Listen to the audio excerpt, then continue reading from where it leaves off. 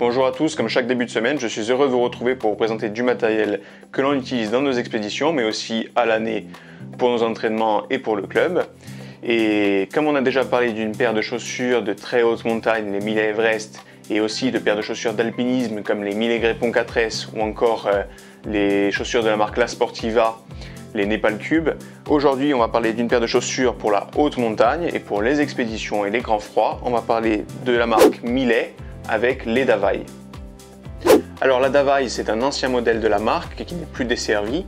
En revanche, il a été remplacé par son nouveau modèle, la Shiva, qui a plus ou moins les mêmes caractéristiques et la même utilité, mais dans un design beaucoup plus moderne et tout nouveau.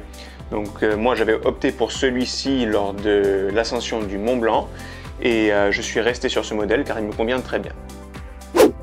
On va commencer avec le guêtre. Donc oui, il s'agit là d'une chaussure avec guêtre intégré pour vous permettre d'accéder à de hauts sommets car elle va avoir une haute thermicité et surtout une étanchéité maximum.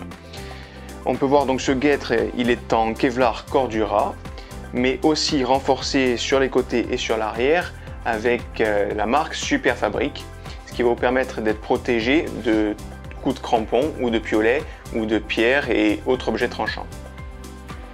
Ce guêtre, donc, on y accède par une fermeture éclair protégée sur toute sa longueur d'une bande velcro pour optimiser l'étanchéité. À l'intérieur, donc, on peut voir la matière Primaloft qui va vous offrir l'étanchéité mais surtout la respirabilité, mais aussi des renforts en aluminium pour optimiser sa résistance thermique. Sur le haut du guêtre, on peut voir qu'il y a un élastique réglable qui va venir se resserrer sur le mollet pour éviter que la neige ne puisse rentrer. La coque extérieure, elle, donc on peut voir qu'elle est renforcée par une bande de caoutchouc sur toute la circonférence de la chaussure, beaucoup plus épaisse à l'intérieur pour éviter les coups de crampons, ou du moins pour nous protéger de ces derniers, mais aussi sur l'avant pour protéger le coup de pied. La grande différence avec ses concurrentes, c'est qu'elle n'intègre pas de chaussons, donc on glisse le pied directement dans la coque intérieure, qui est, elle, encore une fois, en matière Primaloft et Super Fabric. On peut voir une maille aluminium, ce qui va nous permettre de garder le pied au chaud au maximum.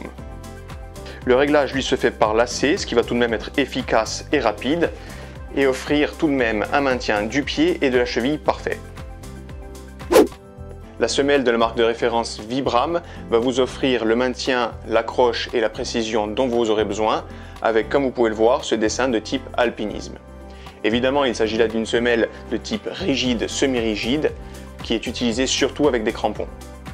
L'intersemelle Dual Density vous offre le soutien et surtout l'amorti dont vous aurez besoin pour vos plus longues approches. Elle est cramponnable, c'est évident.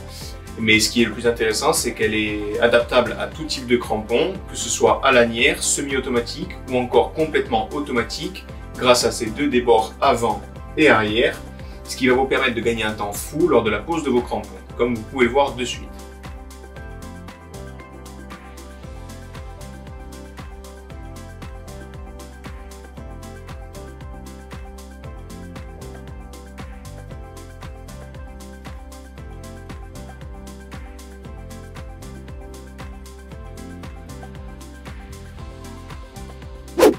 On va parler de deux chiffres importants. Tout d'abord leur poids. Grâce à leur matière innovante et surtout leur coque sans chaussons, on peut tomber à 1600 grammes pour la paire, ce qui en fait vraiment une paire de chaussures de haute, très haute montagne, très légère. Et surtout leur résistance thermique qui est donnée pour moins 25 degrés en confort. Ces chaussures, vous pouvez les trouver chez notre partenaire Milet Bastia, du moins le nouveau modèle, le modèle Shiva. Pour ma part, j'ai eu l'occasion de tester celle-ci sur le Mont Blanc ou encore sur l'Elbrus, mais je les ai aussi utilisées plusieurs fois pour les cascades de glace. Si vous avez des questions, n'hésitez pas à les laisser en commentaire, on y répondra le plus rapidement possible. Et encore une fois, comme d'habitude, si ce n'est pas encore fait, abonnez-vous à la chaîne, ça nous permettra de continuer nos vidéos et de voir que cela vous intéresse. Et n'oubliez pas de mettre un petit like et d'activer les notifications pour les recevoir à chaque fois que l'on postera une nouvelle vidéo. Je vous remercie de nous avoir suivis et je vous dis à la semaine prochaine.